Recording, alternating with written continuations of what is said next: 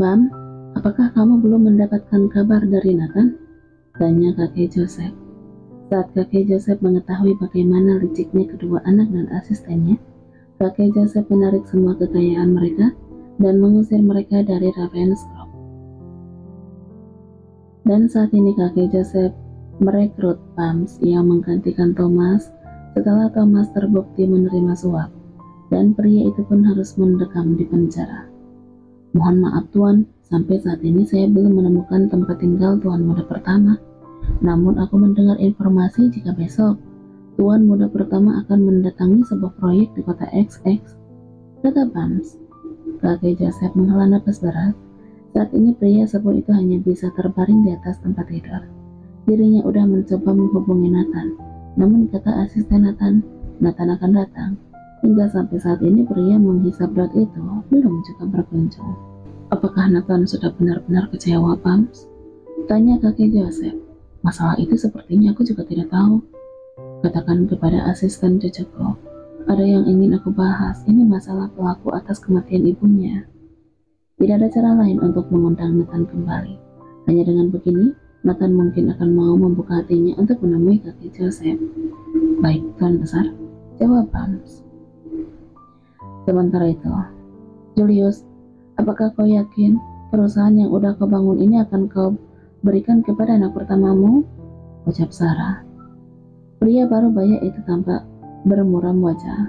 Tawaran yang diberikan Nathan pada waktu itu cukup membuat Julius frustasi. Tidak ada pilihan yang menguntungkan dirinya. Yang ada pilihan tersebut hanya mendorongnya ke jurang kehancuran. Mau bagaimana lagi, Sarah? Jika aku bertahankan, perusahaan ini akan hancur, dan jika aku jual, aku akan kehilangan segalanya. Tidak ada cara yang tepat untuk mengakhiri semuanya, selain aku harus memberikan perusahaan ini kepada Delisa. Jawab Julius dengan nada frustasi. Sarah menggigit bibir bawahnya. Tidak ada cara lain selain memberikan perusahaan Alexander kepada pewaris yang sesungguhnya. Sarah berpikir jika konflik ini harusnya segera berakhir. Jika tidak, kehidupannya tidak akan berubah. Saat ini yang menjadi harapan Sarah adalah Daisy. Semoga Daisy bisa mendapatkan pria yang lebih kaya dari Nathan atau dari suaminya.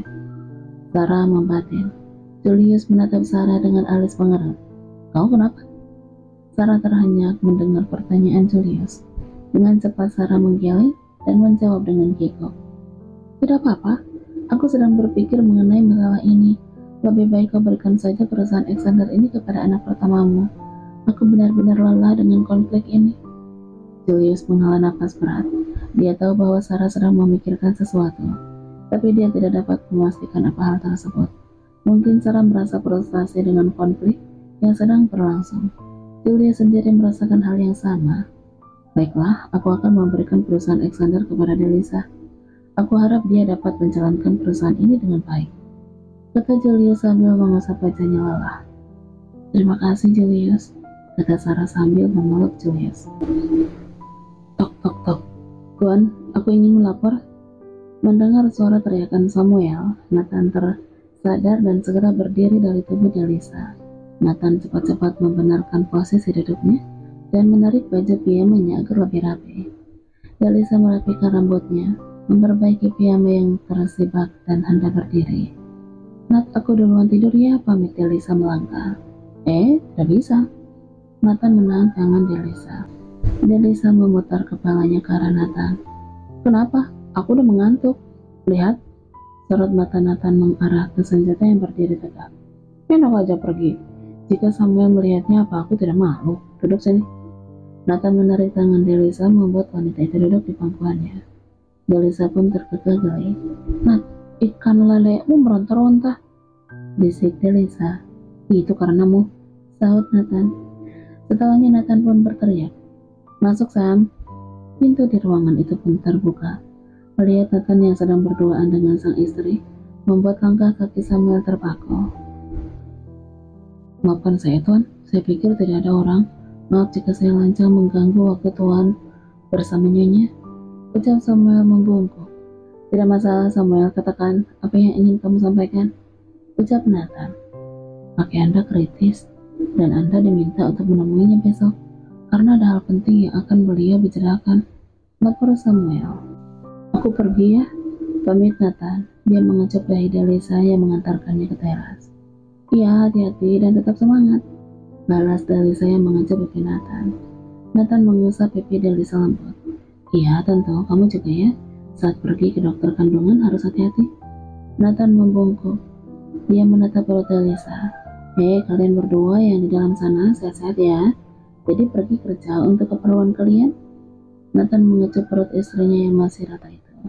Delisa tersenyum. Yes, Daddy, be careful. Ucap Delisa menyerukan suara bayi. Nathan berdiri tegak. Dia menatap ke arah Mona dan Sophia. Jaga Delisa, ucapnya tegas penuh penekanan. Mona membungkuk. Baik tuan, jawabnya. Sebelum melangkah, Nathan kembali mengecup pipi Delisa. Pria itu pun segera berlalu. Delisa menatap ke arah Mona. Ayo Mon, kita juga segera pergi, karena tidak mungkin aku meminta Kevin untuk memeriksa kandunganku. Mona mengangguk. Baik Nyonya, saya akan membawa Nyonya ke dokter kandungan. Delisa tersenyum ke Mona, dan mereka berdua pergi menuju mobil. Seharusnya Nathan yang menemui Delisa, menemani Delisa untuk check up. Dikarenakan Nathan ada kerjaan yang penting, akhirnya Delisa ditemani oleh Sophia dan Mona. Secara kebetulan Delisa juga mengalami flu, takut meminum obat sembarangan. Alangkah baiknya Delisa meminta resep kepada ahlinya. Lisa, setelah reunian, Erina kemana ya? Tanya Sophia saat mereka menuju ke arah klinik. Delisa yang sedang mengusap-ngusap perutnya pun menoleh. Aku malas membahas sesuatu yang udah berlalu. Masalah keluarga Ravenscroft saja aku tidak terlalu ambil pusing. Lelah, celetuk Delisa. Ya bukan gitu juga, maksudnya apa kamu tidak berpikir jika tuh wanita barongsai punya niat apa gitu? Delisa terdiam. Dia tidak memikirkan apa-apa, karena yang ia tahu, dia tidak melakukan kesalahan. Perkara masalah reunian itu, bukankah itu kesalahan Erina yang ingin menjatuhkannya? Seandainya dia kehilangan satu jarinya, itu karena kesalahannya sendiri. Tidak, aku lebih fokus dengan kesehatan kandunganku dan hubungan aku dengan Nathan, ucap Delisa. Oh iya, kamu tidak ada rencana mencari pasangan dan menikah? Delisa balik bertanya. Mendengar pertanyaan Delisa, Sophia memutar bola matanya, maka dia malas memikirkan pasangan. Dia masih trauma dengan sikap ayahnya yang kerap kali main tangan dan suka berjudi itu. Maka dari itu dia tidak ingin menikah, apalagi harus memiliki anak. Delisa, temanku yang cantik, dengar ya, aku masih ingin bebas dan masih ingin main-main. Dalam list catatan hidupku, nggak ada itu kata nikah, paham? Delisa tersenyum.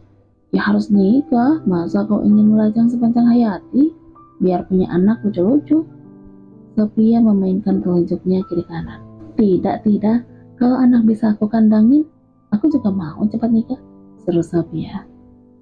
Kamu pikir anakku binatang apa? Kesal Delisa. Sementara di luar mobil yang tengah melaju, ada sebuah mobil Alphard hitam melaju dengan kencang. Di dalam mobil itu ada seseorang pria tampan. Bisa lebih cepat? Orang yang membeli proyek ini bukan orang yang sembarangan. Ujar pria berparas Eropa tapi memiliki campuran Asia. Ini sudah lebih cepat, Wan? Jawab si sopir. Namun, saat sopir itu sedikit hilang konsentrasi, seekor kucing menyeberang jalan. Oh, siap. Umpat sopir itu.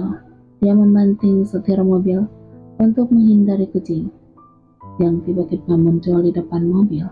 Namun mobil yang Delisa tumpangi hendak menyelip mobil hitam tersebut. Siap, umpat Mona dengan cepat menginjak rem karena mobil yang hendak ia lewati malah keluar jalur. Bam, tidak sempat Mona menghindar. Hantaman keras terdengar nyaring ketika mobil yang dikendarai oleh Mona menabrak bemper mobil hitam yang menghindari seekor kucing di depannya. Sementara itu di tempat lain, apakah masih lama? Tanya Nathan saat pria itu duduk menatap kaca transparan di hadapannya. Kaca yang memperlihatkan keindahan gedung-gedung pencakar langit. Sambil melirik jam di pergelangan tangannya. Aku udah mencoba menghubungi investor yang ikut andil dalam proyek ini, Tuan. Namun belum ada kejelasan dari pihak mereka. Jawab Samuel. Aku paling benci dengan sesuatu yang tidak pasti. Apakah alek-alek rasa anggur atau siapa namanya itu sedang ingin mempermainkanku? Waktuku bukan hanya untuk menunggunya. Cerca Nathan. Namanya Alex, Tuan, bukan Ale-Ale. Sarga Samuel. Nathan tidak menjawab. Pria itu masih kesal.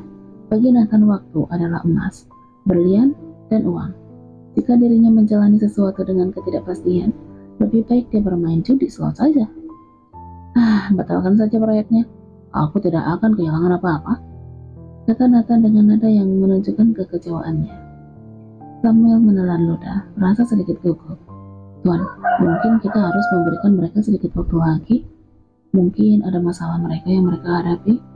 Tidak Samuel, aku udah membuat keputusan, kata Nathan sambil berdiri dari kursinya dan berjalan menuju jendela, menatap keluar pada gedung-gedung pencakar langit yang berkilauan. Aku tidak suka membuang waktu untuk hal-hal yang tidak pasti. Samuel mengangguk walaupun dia tahu betapa pentingnya proyek ini bagi perusahaan.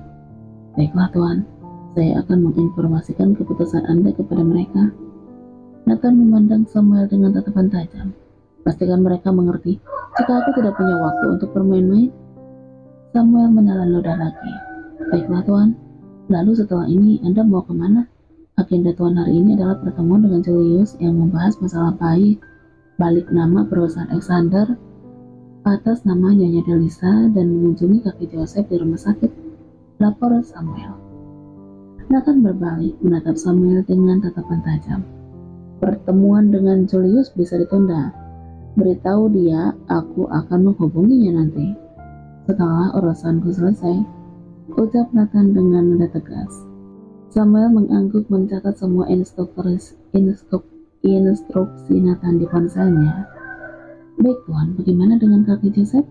Apakah Anda masih ingin mengunjunginya di rumah sakit? Nathan menghela napas sejenak berdiam. Ya, itu penting. Aku akan pergi sekarang. Pastikan mobil sudah siap di depan. Baik Tuan, balas Samuel. Dia tahu betapa pentingnya kunjungan ini bagi Nathan. Kakek Joseph bukan hanya mentor bagi Nathan, tetapi juga seperti ayah baginya. Nathan berjalan keluar ruangan meninggalkan Samuel yang masih sibuk dengan laptop teleponnya. Dia tahu hari ini akan menjadi hari yang panjang dan melelahkan, tapi seperti biasa dia akan menghadapinya dengan kepala tegak. Karena bagi Nathan, setiap detik adalah berharga dan dia tidak boleh disia-siakan.